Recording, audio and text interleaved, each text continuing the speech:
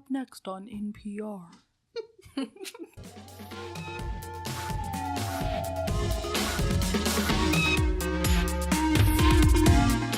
Hey guys, it is Sunday, August 14th, and my name is Jessica Howard. I'm here with your weekly geek news update that we call Subtrending. And today on the show, we have the lovely, as always, Emily. Thanks. How are you doing? Excellent. I see you were going for the beer already. Yeah, see, I've got like my half full pumpkin beer and then my full ready to go beer for when we're halfway through and I don't want to get from behind the table. Exactly. Yeah. That is how you do it. I am and envious. Groot is just chilling. And Groot. Yes, we did. We did beers. some housekeeping. We have this lovely background behind us now. A lovely tablecloth and Garrus and Groot. Yeah. And which is suiting because the first thing that we're going to talk about is space. Space. The final frontier.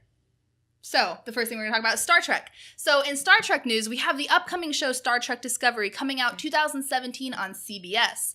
And we've learned some pretty interesting news regarding the show and, the content that's going to be on it. First off, we learned actually last week that it's going to be set in the Prime universe. So, not the J.J. Abrams universe that we see in the movies. Okay.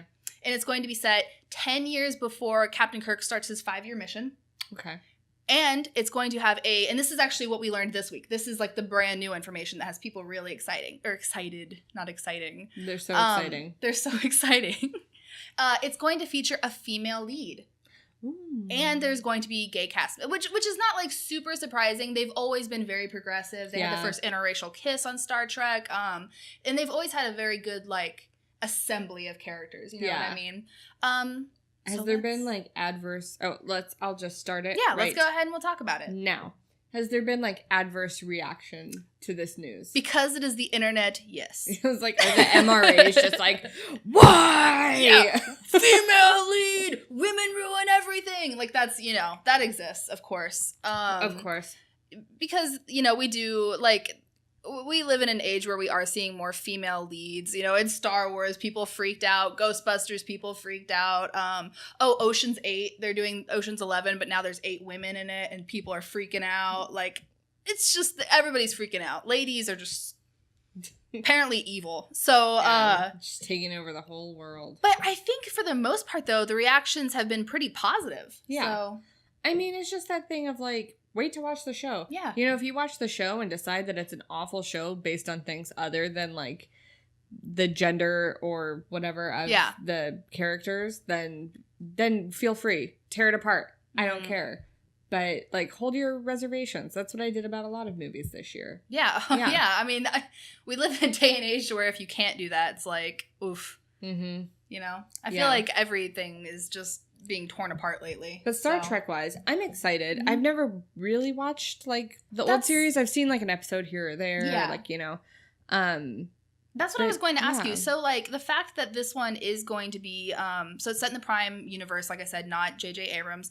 So the fact that it is set in this universe but it features a female lead, does that make you more likely to delve into that universe and to like want to watch stuff? Probably, but just because like Star Trek is something that I would want to do that with anyway. Like I kind of like campy stuff. Yeah. Like, so I mean, it's just a matter of like, I only have so many years under my belt to have watched television, and I've done a lot of that already. I know. So maybe in the future. It always reminds me of like the one skit from the Oscars where or was it the Emmys? It was the Emmys where Andy Samberg is like locks himself in a bunker because he wants to watch every television show. Yes. Yeah, that's kind of how I feel like you have to be with our job too. I know. It's like, well, doing our job, this is just we've stopped the timer. Yeah. We're doing this, I always feel like, I'm like such an expert on television. I'm like, I don't have time to watch any television. I know. And I'm like, yeah, it's hard, but also worth it. For sure. Mm-hmm. And we're going to move on to some more space news. So, which is exciting. I feel like we love space. Have you ever seen Inside or something, Llewyn Davis with Oscar Isaac? Yeah. There's this song that Adam Driver sings in it where he goes, outer space. And like every time you're like space news, I want to be like, outer space. From now on, that's your job. You have to do that. I'll just do it. Okay. So we're moving on to Star Wars now, going from Star Trek, going to Star Wars, the Rogue One trailer. Okay. The new one, because we've already seen some footage. Yeah, we can go ahead and start it. So, Yeah. It's out. Came out during the Olympics. My reaction, and I think Thomas was kind of upset with me, was like, it's like I was curled up on the couch with my phone, and I was like watching it, and I was like, Thomas would be. He was like, it was better than that. It was, okay, you know what's funny though? I agree with you. I kind of felt the same way. I was like, because the first trailer was so good. Like with the sirens wailing and that scene where she's standing there and then the lights. Like, I have chills thinking about it. It's so good. And it's not like this trailer was bad. Yeah. But it was just like. This was like the average movie trailer. Exactly. It felt to me very much like the trailer that you would see for any big blockbuster movie that's coming to a theater near you. Exactly. You know, and which was fine. And the first one was just like stellar. Oh, it was so good. So good. So good. But this one did have one very exciting moment at the end. Yeah. Darth Vader. We already knew he was going to be in it. Yeah, so I was just kind of like, okay. But at the same time, seeing him was pretty cool. Who's going to play Darth Vader? I kind of am rooting for Hayden Christensen. I am too. Because think about it. Like, he's aged. Yeah. He would be at the perfect age now, right? It's perfect. I mean, well, no, I guess he wouldn't be the perfect age. No, but he'd still be a little young. He'd be under the mask. It's like whatever. Put a little bit of makeup on him. But it's like all he's going to have to do is walk around. Yeah. James Earl Jones is going to do the voice. Mm-hmm.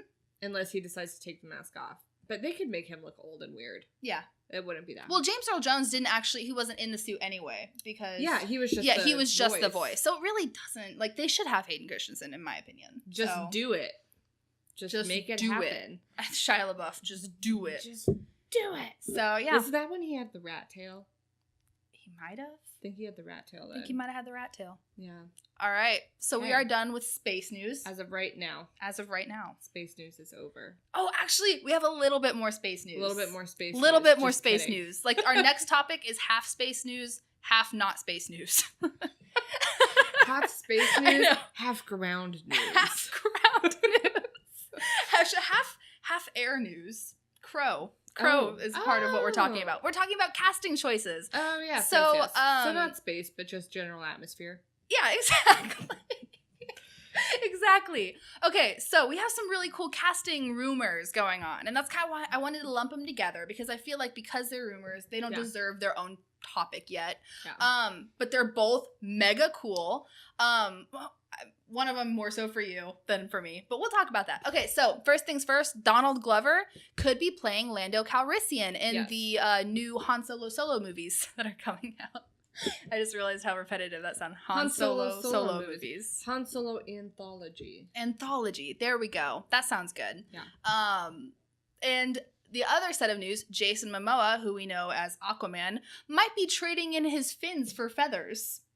As he just takes like on his feathers. role. I feel like it's not trading. Okay, I'm just going to start it. Ready? I feel like he's going to be playing the crow. He's just going to be like a feathered bird. If you can imagine that. So, let's just start with that so I can get all my feelings out before the time. Yeah, go ahead. Let's do it. Like, I love Jason Momoa. If you are a consistent watcher of the show, you know that.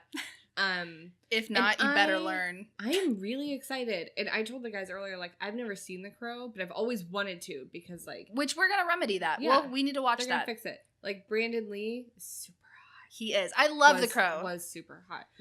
And Jason Momoa is super hot. And adding on to that, I like, want him to play in The Crow, but at the same time, I don't because I'm like, what if it's a curse? What if he dies? Oh, yeah. That's a little... Yeah. Please don't die, Jason Momoa. Okay, so what do you think about it? Okay, I have less optimistic feelings about it because to me, okay, so you have Brandon Lee, very slim martial arts expert, like small guy, you know what I mean? Not he's built, but he's not like overwhelmingly large. Yeah, Jason Momoa's a tank. He is overwhelmingly large. I know where your mind is going. I always refer to him as like horrifyingly sexy. Sexy. What a category that is. Like, I want to make like a graph and like this is going to be the horrificaly sexy region and like who fits that bill. But no, it's because we got to get over to Orlando too. I'm less optimistic, but we'll see. Not confirmed yet. The other news, Donald Glover is Lando. I love it. I think it's brilliant. I think it's perfect. I think so too. He's suave. He's cute. He's cocky. Like, I think that he would do a great job. Mm-hmm. And I'm very pleased. And I just like him in general. Yeah.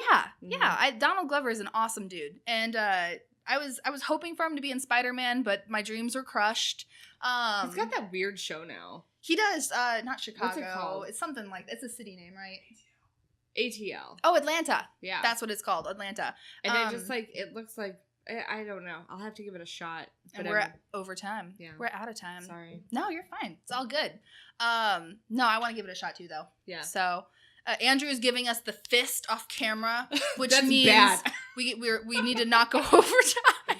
Please don't give us the fist. Oh God, no. All right. Next topic, please. So, Emily. Yeah. I lied. Oh, did you? I did. We Not have more. You're a liar. More space news. Outer space. Perfect.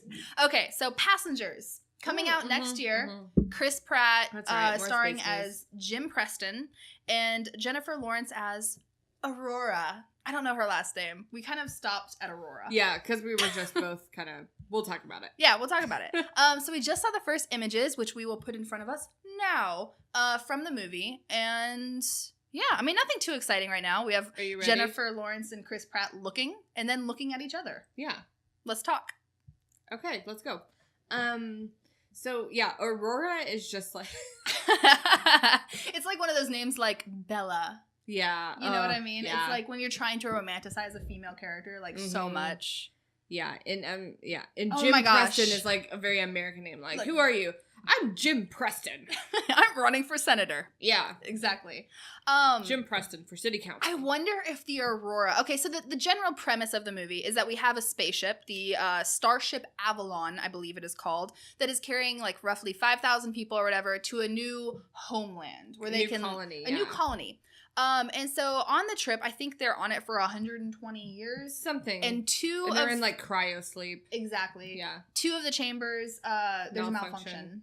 And they wake up, and that's, J-Law and Chris Pratt. Yeah, the two, like, most attractive. It's like just two. Space I'm just an average girl who just fell out of cryo sleep. Did you see the picture? Okay, like, obviously you did. We just put it up and we looked at it. But her hair is all, like, perfectly curled. I know. Like, I just woke up out of my cryo sleep. I wonder if Aurora is a Sleeping Beauty thing. Yeah, probably. I don't know if it makes me feel any better about it. But, like... I just like grittiness, and this doesn't look gritty at all. Mm-mm. And I know that not everything is supposed to be gritty, but it just kind of makes me like it less. Sorry, not sorry. We're gonna get like some Hans Zimmer music. Yeah, that's what I like. I don't know. I mean, it could be good. I kind of have like... Okay, so Jennifer Lawrence, is she still America's sweetheart? No. She's like Tumblr's sweetheart. Like J-Law and Taylor Swift are like... She was America's sweetheart for a little bit. But I feel like the tides started to turn on her. Chris Pratt, I feel like, is still kind of America's sweetheart guy-wise. Yes, I love him. Yeah. I probably will always love him. But I really gave J-Law the benefit of the doubt up until X-Men. This last X-Men. And I was like, you did nothing. Like, it was boring. Yep. Yeah. I don't know. For our time. Feelings. Now we are for real moving away from space. I'll believe it when I see it. Okay. Next topic. It has to do with superheroes. Okay. Superheroes, space. Geek news. That's pretty much all it comes down to. Yeah. Does it have a cape or a spaceship? That's what we talk about. So we're going to be talking about Supergirl and the Flash. And the whole Berlanti, isn't his name? Or Berlanti. Berlanti is the executive producer of the shows.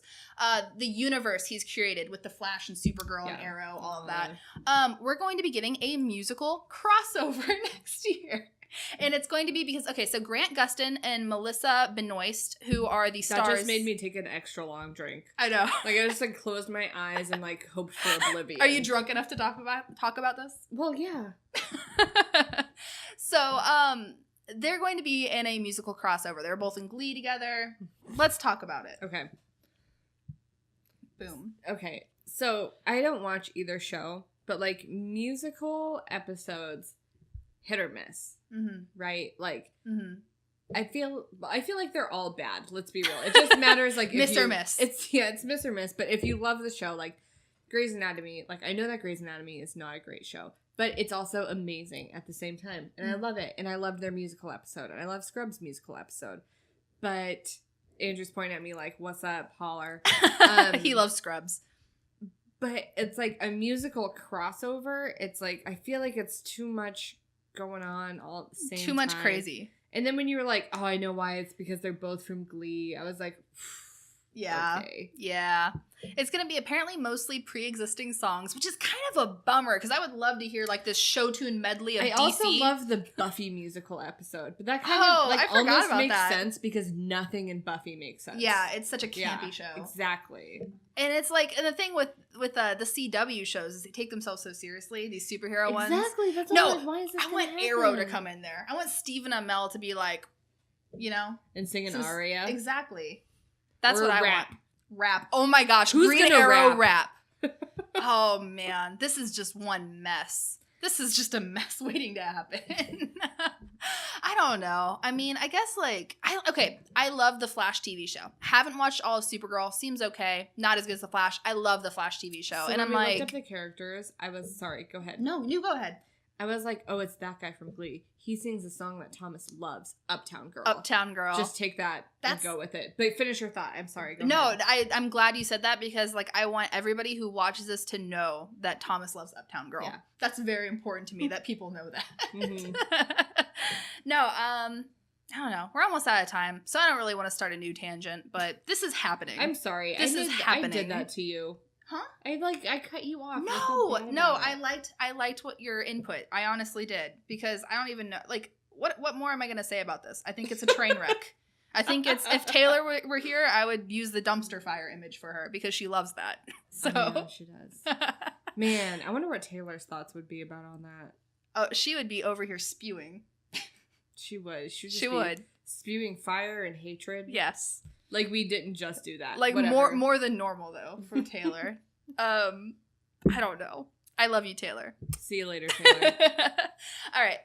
The next thing that we're going to talk about, and the last thing we're going to talk about, a little more superhero news. Are they superheroes? What would you call them? I don't know. Suicide Squad. Oh, I was like, I forget where we're going. Suicide Squad. Anti-heroes. Yeah. So David Ayer, who is the director of Suicide Squad, and he wrote it, is what Andrew was trying to gesture to me, which I didn't know that, and I should say. Sign language, like we were gonna get this. Like, and it was like such a gentle writing. He also too. did the cross stitch for the movie. He also cross stitched the movie, and he basket wove. Okay. Anyway, so he okay, now he's giving us the finger. That's just not polite. Rude. David Ayer, who also fucked the movie.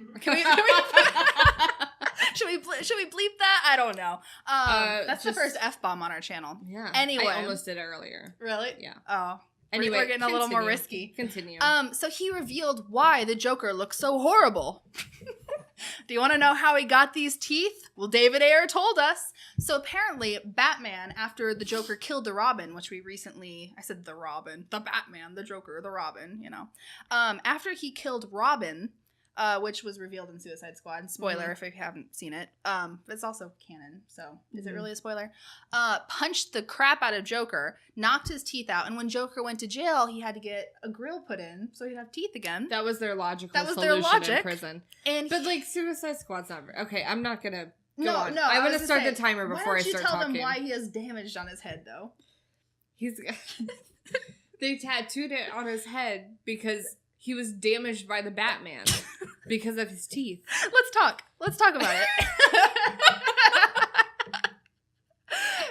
Is this not like some of the most contrived stuff you... So it's like the teeth, I think, is kind of cool because I feel like they're trying to really repaint the Joker. Yeah. Because Heath Ledger's Joker was very powerful for a lot of people. So they're trying to really move away from that. Repaint the Joker as like... kind of a mafia gangster type. Well, and that's kind of what like the grill makes sense to me. But like the damaged?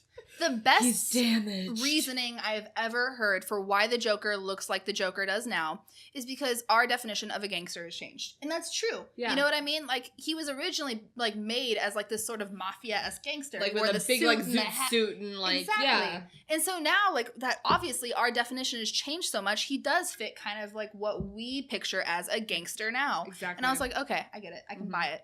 And I don't even really have that big of an issue with the Joker, honestly. I said he looks horrible. I don't really. I kind of liked it.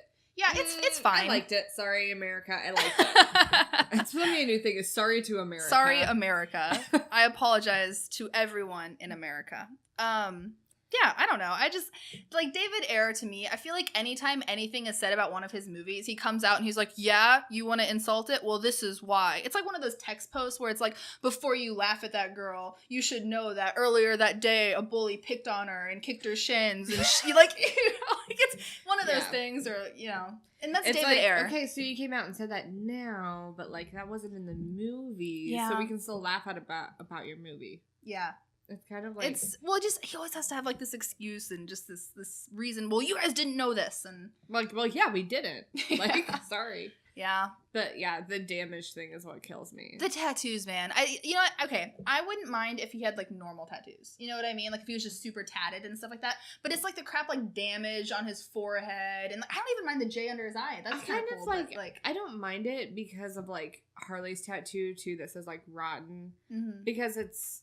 And they're also, like, crazy. Like, yeah. They're insane. Like, there's a girl who got, like, Drake, like, in big bold letters tattooed on her forehead. We're going over time, but I'm just going to finish. I'm sorry. And it's like, she's crazy. Like, these people are crazy. The Joker's crazy. Harley's crazy. Of course they're going to get, well, I mean, he didn't choose the damaged thing, allegedly. But. Yeah. I don't know. It's just weird. Here's news. David Ayer said something. That's yeah. Okay, so we are going to take one more trip to space in this episode, but it's for something a little bit more somber. Kenny Baker, who we know as R2-D2 from Star Wars, passed away today. And R2-D2 was such an iconic, amazing Star Wars character. Yes. Is he your favorite? Probably my favorite. It's between R2 and BB-8. Yeah. So the cute little droids. Yeah. And we kind of wanted to just, bring that to attention, I guess, in the show. Acknowledge it. Yeah. Great guy. Very sad. Yeah. So I guess this show goes out in memory to him. So thank you for your amazing work on Star Wars, and you're my favorite droid. Yeah. May the Force be with you. So we are going to close out the show now. Thank you so much for watching. If you like what you see, make sure you subscribe, like our video, leave a comment if you have something to say. You can check us out at subtrendy.com, facebook.com/subtrendy, and on Twitter as well. Yeah. All right. Have a great day, guys.